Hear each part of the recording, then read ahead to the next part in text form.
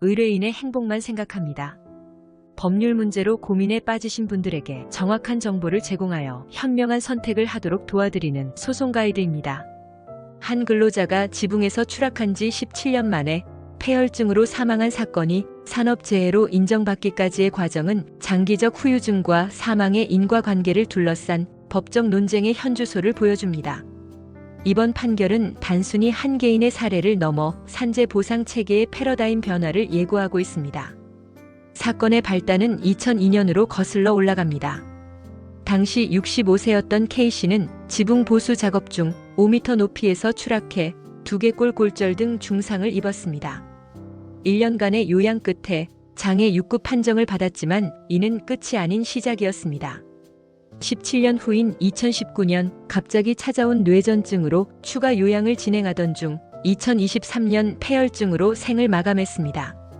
유족은 사망이 과거 산재의 연장선상에 있다고 주장했으나 근로복지공단은 인과관계를 부정했습니다. 법원의 판결 요지는 세 가지 축으로 요약됩니다. 첫째, 장기 요양으로 인한 면역력 저하가 흡인성 폐렴 발병에 영향을 미쳤다는 점. 둘째, 뇌전증이 폐렴 악화의 위험 요인으로 작용했을 가능성.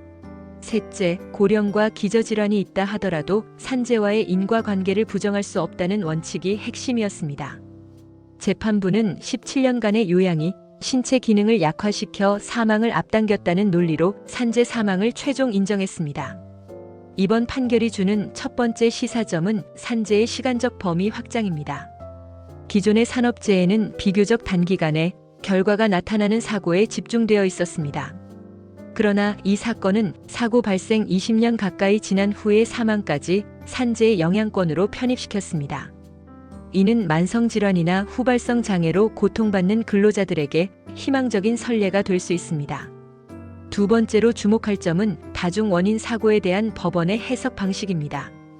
K씨의 경우 고혈압, 고지혈증 등 기저질환이 존재했고 82세의 고령이었음에도 산재와의 인과관계가 인정되었습니다. 이는 기존 질병이나 노화가 산재 사망의 주요 원인으로 작용하더라도 업무상 재해가 사망을 가속화한 경우 보상 대상이 된다는 원칙을 확인시켰습니다. 마치 교통사고 부상자가 기존 심장병으로 인해 회복이 지연된 경우에도 사고 책임을 묻는 것과 같은 이치입니다. 세 번째로 이 판결은 의학적 불확실성에 대한 법적 판단 기준을 제시했습니다.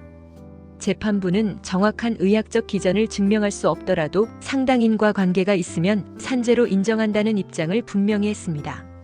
이는 과학적 증명의 한계와 피해자 보호 원칙 사이에서 균형을 찾은 현실적인 접근으로 평가받습니다.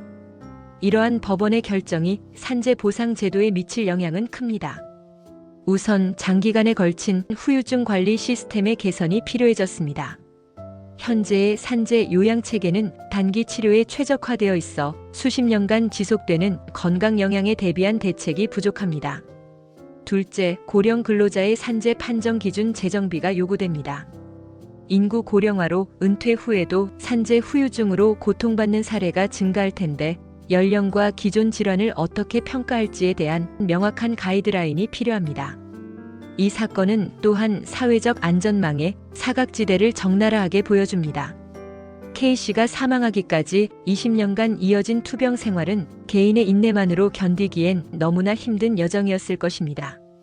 이번 판결이 단순히 유족급여 지급 문제를 넘어 장기 산재 환자에 대한 종합적 지원 체계 마련의 계기가 되어야 합니다.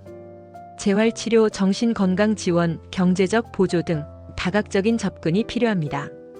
이 판결을 계기로 우리 사회는 산업재해의 개념을 재정의해야 할 시점에 와 있습니다. 단순한 사고 당시의 상처가 아니라 삶 전체에 미치는 영향으로 산재를 바라보는 패러다임 전환이 필요한 때입니다. 한 근로자의 죽음이 법을 바꾸고 제도를 움직이는 계기가 되리라 기대하며 이 사건이 우리 모두에게 안전과 보상에 대한 새로운 기준을 생각해보는 계기가 되기를 바랍니다. 산업 현장의 위험과 맞바꾼 건강이 훗날 어떻게 평가받을지에 대한 고민이 지금부터 시작되어야 할 것입니다. 소송 가이드는 법률적으로 문제가 될 수 있는 부분에 관해 상세히 설명을 드리고 그 해결책에 관하여 근거 법령 및 관련 법령을 제시하는 길잡이를 해드립니다. 항상 노력하는 자세로 의뢰인의 이익을 최우선하는 모습을 보여드리겠습니다. 소송에 대한 자세한 상담을 원하신다면 변호사 상담 신청을 누르시고 더 많은 정보를 보고 싶으시다면 소송 가이드 카페를 방문하시면 됩니다. 내용이 마음에 드셨다면 구독과 좋아요, 알림 설정 부탁드립니다. 더 좋은 내용으로 찾아오겠습니다. 꼭 승소할게요.